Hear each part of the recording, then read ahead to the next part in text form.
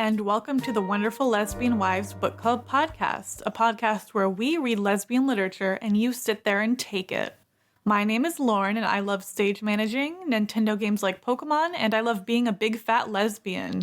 Up next, you'll hear from my wife, Angela. We got married in October. Hi, I'm Angela. I like being married to a big fat lesbian and watching silly videos of animals because they're so wholesome. She also likes yaoi. Yeah. A lot. She likes it a lot. But today we're not here to talk about that. Today we are here to talk about Make the Yuletide Gay by Ivy L. James. Now, Ivy L. James is a local author, and I'll get into that in just another minute. So first, before we go into the book itself, we're going to talk about our cozy corner. So we're going to go over how our week was, how we're feeling, and what we're looking forward to next week. So I'll ask Angela, how was your week this week? My week was pretty good. We got to spend time with family over the weekend for a little holiday celebration. I did a lot of working. Oh, yeah. So, always on that grind. Gotta work and make money so that we can do fun stuff like this. But I'm having a good time. I'm excited to get this podcast started. And what are you looking forward to for next week? You know, Christmas is coming up. Looking forward to that money. Vacation. Yeah. So, you only get a short vacation, though, but... Yeah, get a couple days off, but... Yeah. I'll take a couple days over nothing, so... Definitely.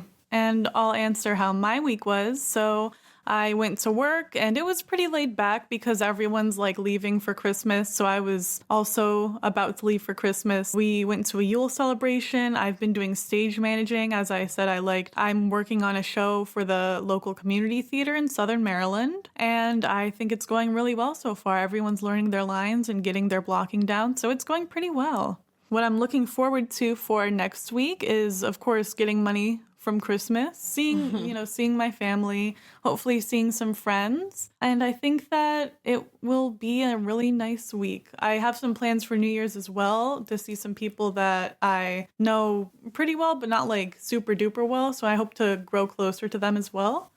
And how are we taking care of ourselves and loving ourselves this week? Angela, do you want to start? I ate a salad. Yeah, that's it.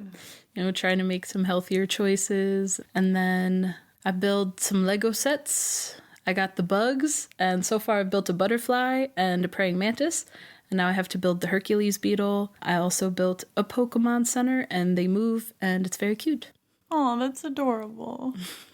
I think that to take care of myself this week, I want to go to the gym. That's my goal, is to go to the gym at least once in this upcoming week because I have some time off and I want to make sure that I'm staying physically active. I'm not going to push myself too hard because I know some people have problems with that, but I want to just go once for an hour at least. So I suppose now I got to stop hitting my ring on that. I'm taking off my wedding ring right now. I'm not married anymore. No! Okay, so we're going to move into Make the Yuletide Gay. It's a book by Ivy L. James that features a sapphic couple who are stuck in a snowstorm in a little cabin in the middle of nowhere, and there's only one bed. So we know how this is going to turn out. So why did I choose this book for us to read? Well, it was recommended to me by a close friend. The author is local, queer, and a woman, and it's a small author, so you may not have heard of her, Ivy L. James. A little bit more on Ivy L. James. She wrote her first story on Post-it notes as a child, and since then she has graduated to regular paper and enjoys writing inclusive romance, short fiction, and poetry. Her queer romances Border Control plus Escape, Make the Yuletide Gay, and Love Lorena are published by Nine Star Press. Her poetry chapbooks include The Orange and Pink Sunset and A Necklace of Teeth, forthcoming from Dogleash Books. Her work has appeared in the Stygian Collection, Stygian Society, Sears and Sybil's, Brigid's Gate Press, Horns, Bullshit Lit, Herstory, Snowflake Magazine, and Scavenger's Literary Magazine, among others. Ivy lives in Maryland with her wife and their corgi, cat, and 2 snakes. I'm a slithery snake. Slithery snake. So this author writes lesbian, bi, and demisexual characters in her romance novels and novellas, as well as lesbian poetry and queer rage poetry, which is something I hadn't heard of before. And I haven't read the book yet, but it's something I want to read because that just sounds lit as fuck. So Ivy also does manuscript editing, I found on her website, which I don't know anything about, but if you need a manuscript edited, you can go to www.authorivljames.com, and we'll link that in the podcast description. They seem to be a wonderful person. We had a short chat, and they were very good at answering very quickly, so you should definitely review, read, rate any of their books. We're going to be getting into the book itself now. The description or hook of the book is junior editor Grace Taylor is doubling as the temporary assistant to senior editor Nicola Valentine and harboring a secret crush on her. Grace is devastated when a work conference forces her to miss her big family Christmas. However, she gets a gift she doesn't expect when a snowstorm strands her and Nicola at a small B&B.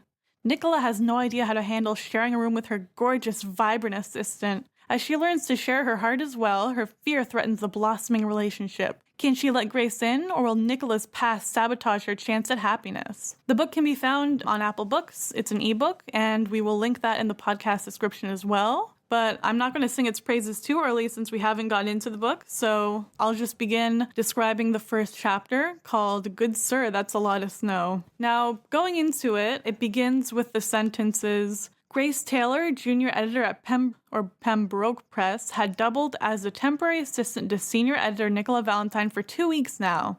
So going into it, I guess, Angela, do you have any thoughts or pretenses about what you expect out of this? We love a good office worker romance. With the boss, too. It's going to be hot. The power imbalance. Yeah, we love a good power dynamic. Oh, yeah. So in the story, pretty much as soon as the story starts, Grace is calling Nicola beautiful and says she has a beautiful face and a beautiful ass. Yeah. God, she was beautiful, she says. Those are both the pros and cons of working for Nicola. Honestly, if my boss is like older than me and stuff, so I would not relate to. I can't relate to this at all, but if I did, I would be fired so quick. I would be like out of the office in 2 days. You're a married woman. That was if I was in her situation and I wasn't married and all that. Oh, that's fair. Yeah. Now, if there's someone hot in my office, well, first of all, it's all men, pretty much. Yeah. So, but if there was a hot woman, I'd be like, I'm married, get away, back demon. Woman in STEM. So, Grace starts thinking about sex with her boss at work, which is a dangerous thing to do. In the morning, she hasn't even had coffee yet, and she's already thinking about getting railed by her boss. Like, I can't imagine. That is too much. Like, so early in the morning. Yeah, she was talking about her perfectly manicured fingernails. Oh, God, nice. Yeah. Think about those fingernails. Fingernails, though, as long as they're short. Yeah, that's what she's saying. They're nice and short, gray nail polish. Ooh. She wore a lot of gray, I feel like, Nicola. Yeah. I feel like that has to be like something where the color gray is associated with her, and it's the color of corporations and being very like professional. But also, like, on the inside, I feel like there's going to be more color later as she, like, comes to her feelings, hopefully. Well, and even, like, when they first get to the inn, she talks about how all the bright colors, like, hurt her eyes. Yeah. And so she likes the room that they go to because it's, like, warm neutrals, and then there's some flowers on the nightstand that are blue, and she's like, a little pop of color is nice, but I like these neutral tones. Yeah. Even her suitcase is gray. Yeah, I noted that later. Yeah. So for now, though, after she thinks about having sex with her boss at work, she goes into her boss's office to deliver coffee, and Nicola sure knows how to drop hard truths immediately and with no compassion. She says, hey, so thanks for the coffee. Also, you can't go on Christmas break. You're coming with me to a conference. Yeah. Literally. So corporate life. Corporate life. And she's so casual about how this is like a terrible inconvenience. She's so casual. She's like, she really did look apologetic, it says, but also she was like dropping these bombs on Grace without caring. Mm-hmm. That is such a hard life to live. I would be so mad if my boss was like that. And if she was hot, I could forgive it. But something else I noted, how is this girl going to a conference after working for her for only 2 weeks? Like, is that how adult jobs work? I do not know. I don't know. I mean, Grace even said it. She's like, I literally have been here for 2 weeks. All I do is like put things into spreadsheets and make coffee. So I don't know why she needs me to go with her. I'm just going to mess something up. So imposter syndrome. I mean, it's also a new job. Like, I wouldn't even know everybody's name. I'd be like, who are you? All she knows is hot boss and black coffee. Yeah. And Nicola in this scene, I think she's kind of being an asshole because no is not an option for Grace. She's like, you need to come. Like, you are coming to this conference with me, and you cannot say no. And Grace is like, I have a big family Christmas event. I'm going to miss Christmas with my family. Something else that happens after this part, there's a perspective change from Grace's perspective to Nicola's, which I find very interesting that we can kind of see inside the mind of Grace and then we switch to Nicola's to see what she's thinking and feeling. So one of the lines that I kind of picked out was, Grace smelled good, too good for Nick's well-being, which reminds me of the Twitter doctor who studied olfactory ethics. Did I tell you about that? No. So there's this doctor this woman had posted on Twitter, oh, I just got my doctorate. And her doctorate was in olfactory ethics, the politics of smell in modern something. But basically, it was about how people view other people differently due to smell, and smell can be used in like politics to demean other people. And so not everybody, but a lot of men especially were dogpiling her, being like, this is a useless degree. Why would you get a degree in this? And then after that, like a lot of tweets came up whenever they pointed out smell, being like, oh, I smell so good. I hate people who smell stinky. People were like, yeah, you're validating her thesis. There's a lot of racism involved with this too. I'm sure she covered that in her thesis. I haven't read it, but it was something that stuck out to me. How smelling good is how you think about someone's personality. But anyway, Nick is horny for Grace too. Yay, yearning. I'm pretty sure that was, oh yeah, I said we love a good mutual pining story. Oh yeah, it's spicy. That's how we met too, or how we got together. Mutual pining. Yeah. I relate to it so much. Yeah. My second note was, these bitches horny from the get-go, so. Yeah. They met each other 2 weeks ago and they're already like, oh, we're going down. Yeah. So we learned that Grace is a redhead. That's important because she has no soul, obviously. So none of this matters. Like, she doesn't... I'm kidding, of course. Your best friend's redhead. Yeah, I know. Hey, Carrie. Hi. Hi, girl. So they head off to the conference, but it begins to snow really hard and they pull over. They find this Tudor-looking house and they go inside with Nicola leading the way. I feel like Nicola leading the way is going to come back later. I hope it does. Wink, wink. I mean, kind of, because she, like, leads... She's the first one to get out the car, but Grace is the first one to get to the door and knock. That's true. They're switches. Yeah. I mean, I think it could be a part of how, Grace kind of beats her to the punchline and, her vibrant energy. Yeah. Because it talks about how, Nicola's like, oh, I got wet socks. And then she talks about how Grace, like, skids across and is always talking about her long legs and whatnot. So I don't know how you remember all these small details. I had to write a bunch of stuff down. And I'm like, I don't know. But you have such a mind for details. It's so good. Yeah. I'm a legs girl, I guess. Yeah, I'm a titty girl. So they go into this house-looking building, and they meet Li Hua, whose name translates to pear blossom. I looked that up because I found it interesting. I was like, what does that name mean? It's pear blossom. And she and her maybe husband, Earl, own this bed and breakfast. Mm-hmm. Yes. Li Hua thinks that Nicola and Grace are together and offers them one room, but they say they want 2 different rooms. So they do this whole, we aren't together kind of bit, which I find cute and charming. Mm-hmm. And then Li Hua seemed disappointed that they weren't together. So that love an ally. That makes me think she must have cameras in the room or something. What? Like she's a Yuri fan. Or she's just a good ally. She's like, I support the gays. She's a little Cupid. She's like, you guys would make a lovely couple. So one quote that had caught my attention was, is everything all right?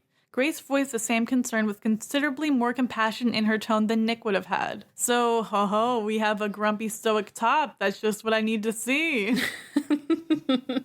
I mean, we don't know who's the top yet. That's true. So. We'll find out. I haven't read that far into this book yet. I'm kind of reading it as we're recording. I mean, corporate boss lady top, okay, cool. But also, like, the inverse. Where the fluffy, nervous, goofy, bright girl is the top and business corporate lady gives in to the lust. I don't know. I'm just snowballing. So we find out that there is only one room with one bed. Which is suspicious to me because it talks about how Li Hua is like going through the bookings and it says that she kind of looks a little like she's planning something. So I don't remember exactly the wording for it, but part of me wants to be like, there might be other rooms available because she seems a little... I feel like she's trying to be a little matchmaker. She was... Yeah. Yeah, I'm sure I can find the quote. Yeah. So there's only the one room with one bed, and then Nick is like, I'm going to sleep on the armchair down here. And then Li Hua is like, no, you're not. Go into the room. And so Grace is like, it's okay, we can sleep. And she's like, I'm going to sleep on the couch in this B&B room. Like, I can't deal with this. Which, it's cute. We're getting there. And as you had noted earlier, there are blue flowers on the desk in the bedroom. And Nick was wearing a blue blouse earlier, so I think that kind of relates how she likes little pops of color. Mm-hmm. The color blue is often associated with, I don't know, sadness, change, something.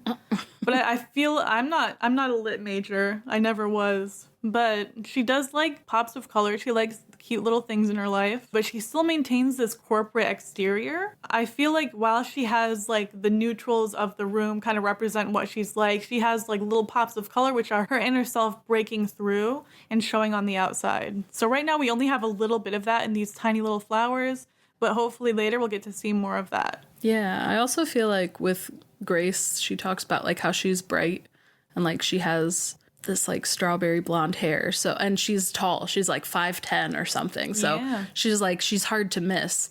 And I feel like she's sort of this like pop of color in her life where she just wants everything to be gray and corporate and cold, warm neutrals, if you will. And then there's this little pop of color. And for her, when everything's bright, it's overwhelming. But having just that little pop, it's like inviting and she finds it comforting. And I feel like maybe Grace is that little pop of color for her. Yeah, that's so cute. Also, I found the line about Li Hua. So it's right after you said something about the line where, so she frowns at the registry and she asks if everything's all right. And Nick is like, oh, she has more compassion. And it says, Li Hua looked up and Nick couldn't quite read her expression. If she didn't know better, she would have said Li Hua looked calculating. And then it says, we have more guests than usual this weekend. I'm afraid there's only one room left. I'm like, she's getting together. Li Hua, you sly dog. Everyone needs a Li Hua in their life. Just give them that push, you know? Ally. An ally. We love to see an ally. So what I had noticed was that, Nick goes downstairs to go and get their luggage out of the car. They kind of do this back and forth for a second. And it's noted that Nick's suitcase is gray while Grace's is gold. And gold is a very striking color, especially for like a suitcase. And it kind of contrasts the two in a very distinct way. Because of course the gray is corporate, it's kind of neutral, it's very like it's not really what you would consider colorful. And then the gold is like royal, it's lush, it's full of energy. I mean, it's also associated with Christmas too, a little Yuletide magic. Mm-hmm. It goes good with all the greens and reds. But Grace is just young, energetic, compassionate, and something to be wanted and desired. But as we go further, it seems that Nick wants more than sex, but Grace only seems to want sex at the moment from the way she describes her relationship with Nicola. So I think we're getting a Dommy Mommy with feelings. Yeah, I feel like when I was reading it, Nicola seems hesitant. Well, I mean, Grace from the get-go is like, office relationships don't work, and like I'm not blind to that fact, which is why this is going to be a little crush and I'm not going to act on it, but oh my god, she's hot. And then with Nicola, she has a lot of hesitation, but it doesn't seem like it's because specifically their work relationship. So I don't think for her it's about like the power dynamic or anything. I think she's just hesitant because, I don't know, she probably got some Christmas trauma or something. Oh, I can't wait to find out about that Christmas trauma. And we hear a little bit about that in the next chapter, I believe. I can never love again, except for this 5'10" redhead who smells like vanilla. You were kind of like that when you met me. You were emotionally unavailable. That is true. And then I changed you. Except I'm not as short as Nicola. So yeah, how short was she? She said she was like, she always wore heels, and when she took the heels off, she was like 5'3". Oh, that's or short. like 5'4". Like, I mean, that's average if you're an American woman. I assume this is like, they said they're in DC. yeah, they work in So DC. they're American. Yeah. That's pretty average for an American woman. Mm-hmm. And then they drive up to Maine. That is so far. How long is that? Hold up. She said it's about 10 hours in the book. Oh, okay. I guess I don't have to fact check that. I'm going to trust the author. I mean, as somebody who's done the trip from Virginia to Connecticut many a time, I think 10 hours is a reasonable estimate. Okay. And as we move forward, there was another quote that stuck out to me. Why did such a simple thing make her want her, and not just in bed? Nick wanted to watch her fix her hair in the morning, help her brush it out at night, see her blow her bangs out of her eyes as they lay side by side. That's so cute. Come on. That is adorable.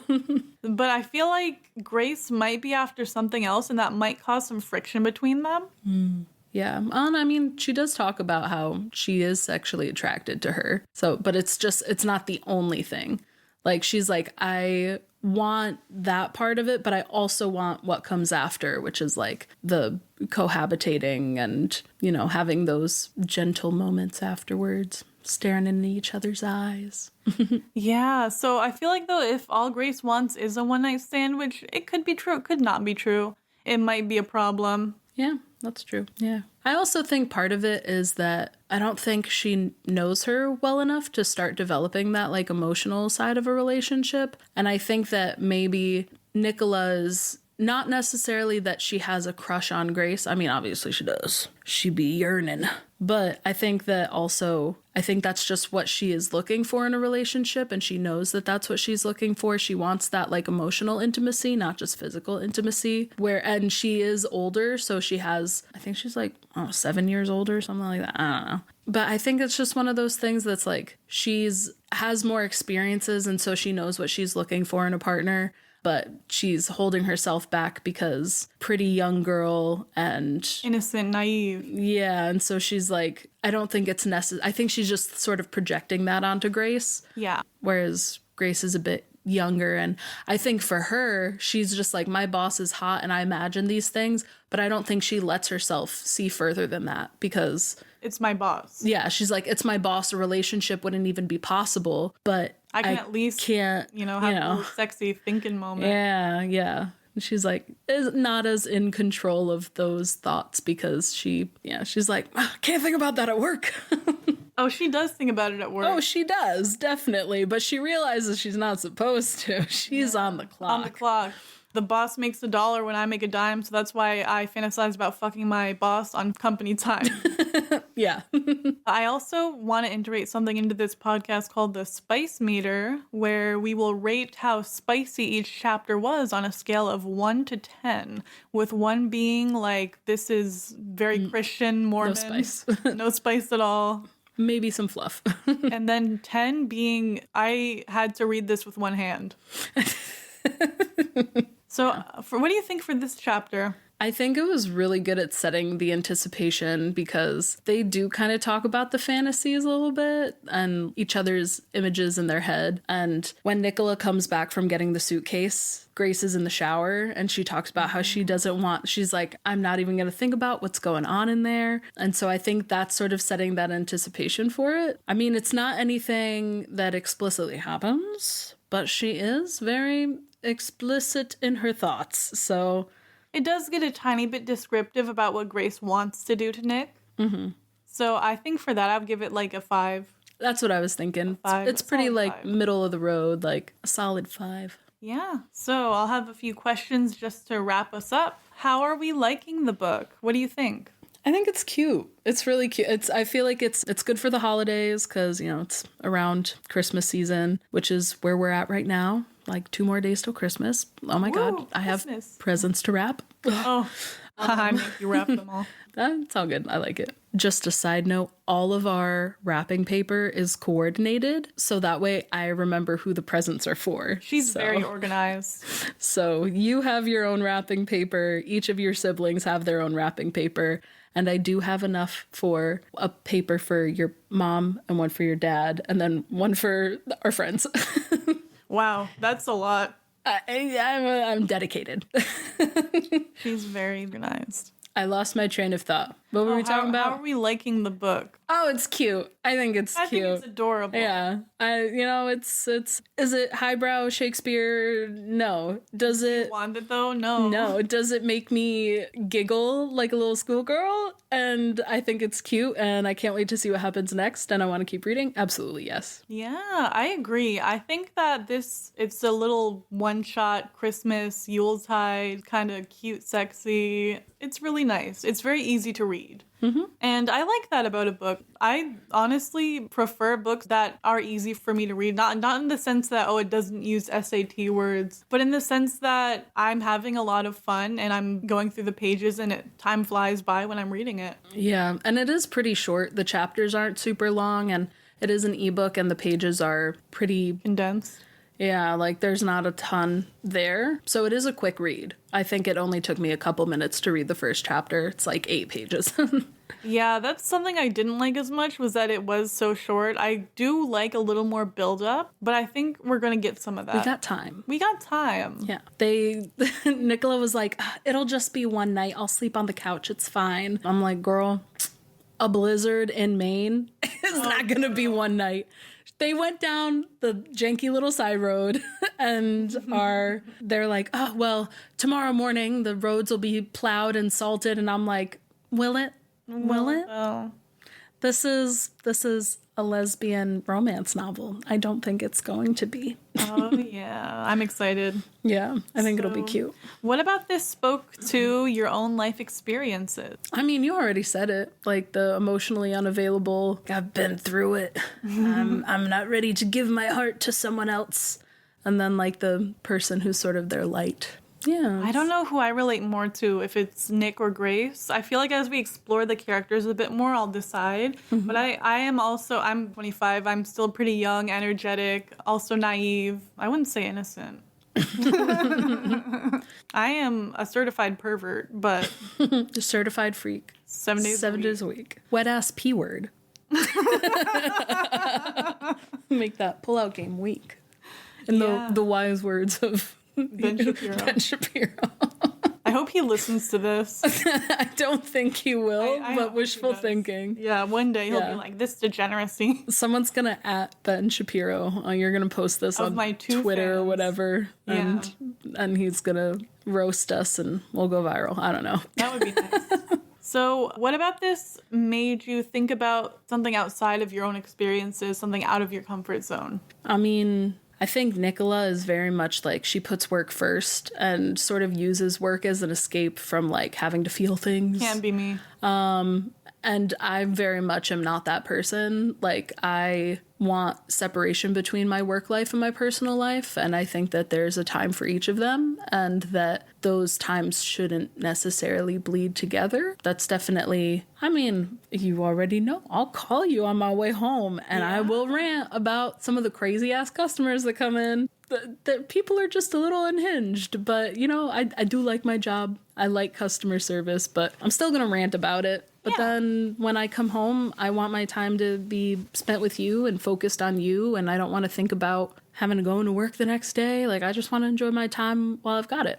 I agree completely. Mm-hmm. I think that careers are necessary for a lot of people, especially for me. I could not imagine just staying at home and not having a career, but I still don't want my career to overtake my personal life. And I don't think it has. I think I have a very nice work-life balance where I'm working. I'm not going to say where I work because that would get too personal. I don't trust strangers online with that. But I think that something that was out of my own experience was I never was the one to think so sexually about someone before I got to know them that well. Because I was kind of repressed growing up, a Catholic family. Ayo. So I always kind of had to get to know somebody before I even considered, what if I touched their butt? So it was kind of nice to see a different perspective on that. It reminded me of myself when Nicola was like, I'm not going to think about what she's doing in the shower. I'm not going to do this. I'm not going to think about it. Mm-hmm. But with Grace being like, I could fuck her. Yeah, that was kind of funny to me. I liked it. Yeah. And lastly, what is your favorite part about this chapter? I think just how open people are. I feel like it's gonna sound bad, but when the fact that Li Hua, her first assumption was that they were together, And I'm like, they're just really good friends. And that there wasn't a conversation of like, oh no, I'm not gay. It was like, no, we're not together. You know, she's my boss, but like, we're not dating. And like, Li Hua was disappointed about it. Like, I feel like my gut reaction was like, uh-oh, homophobic moment. And then she wasn't. And I was like, what? I was like, this is great. I have faith in Li Hua. I'm going to be real. I know, right? She's a real one. A true ally. But yeah, I think that's part of the fluff of it, that I don't have to worry about homophobia being a topic about it. Because that, like, you know, there's a lot of like internalized homophobia in literature and anything you read. Mm-hmm. We just read a book that is, the whole thing is just internalized homophobia and whatnot. So it's nice. It's like refreshing to know that that probably isn't going to be a major plot point of the story, is that you have to worry about like, will this couple be accepted? They just inherently are. And I think that that's like, refreshing. That's the way that it should be. But unfortunately, that's not necessarily the way that it is in the world. While I like the angst of being like, oh no, we're forbidden to be together, I don't like that all the time. Like, I want some stories where it's just like, oh, we're together and that's that. Yeah. It's not like, I need to hide that you're my girlfriend from my parents for the holiday, or that movie. I do like Aubrey Plaza though. I forget what that movie was even called. I don't remember, but was it Kristen Stewart in that? Uh-huh. Oh yeah. Yeah, she was like the main one. She was good. I liked her. I just love Aubrey Plaza and anything. I do love Aubrey Plaza She's too. so good. But yeah, I think that's a big thing. It has its time and its place, but I feel like it's definitely something that's overused, because that's not necessarily everybody's experience. I think it's a very common experience, but there are some people who just happen to live in a very accepting community or like really accepting family, and that's not something that they feel they have to worry about. And that's like super privileged upbringing to be able to have that experience, because not everybody does. But like, it's nice to read a story where I don't have to worry about them getting hate crimed. Yeah. You can just sit back and enjoy the book, and the angst in it is more about the like, I can't give my heart to another person, I've been hurt before, instead of it being like, I don't want to get hate crimed. Yeah. Oh man. So yeah, I remember once when we were still dating in Connecticut, we had gone out to brunch and we ordered something that we could share, and the woman who was giving it to us was like, oh, do you want separate plates? And we were like, no, one is fine. And she's like, why would you want the same plate? And I'm like, girl, we be fucking, I don't know. What do I tell you? You're like, I literally would spit in this woman's mouth. Yeah. And it'd be fine. Yeah. Some people are into that. Anything else you want to mention about this chapter? Any other thoughts? I love lesbians. I love lesbians. Yeah. Let's go, lesbians. Let's go. I think that sums it up. Yeah. Okay. Any closing remarks? I'll just say that you can contact us if you would like at wlwbookclub@gmail.com. And I believe that the music for this episode will be created by me, so no one can sue me over that. I really would recommend that you reach out to us if you listened to this episode, if you enjoyed it, or if you didn't like it, just tell us what you didn't like and we'll try and do our best to either listen to you or not listen to you. And thank you for listening. We'll be back with the next chapter in another week or so, maybe, depending on our schedule. And we also don't plan on having any advertisements that aren't associated with whatever streaming platform you're listening to. We're doing this as a hobby. We're not doing this to make money, so we're not going to run ads on it, at least not for the moment. So you can enjoy not having us talk about Raycon or Squarespace or whatever. So this episode was brought to you by Audible. Oh no, I don't think I even said it right. Audible. Fuck, Audible's not gonna want to sponsor us. Okay, well, everyone, we'll see you next time, hopefully. And I'll just give a shout out to all my friends who are listening. Hey, Carrie, and maybe Ray. You got anything to say? Nope. Bye. Bye.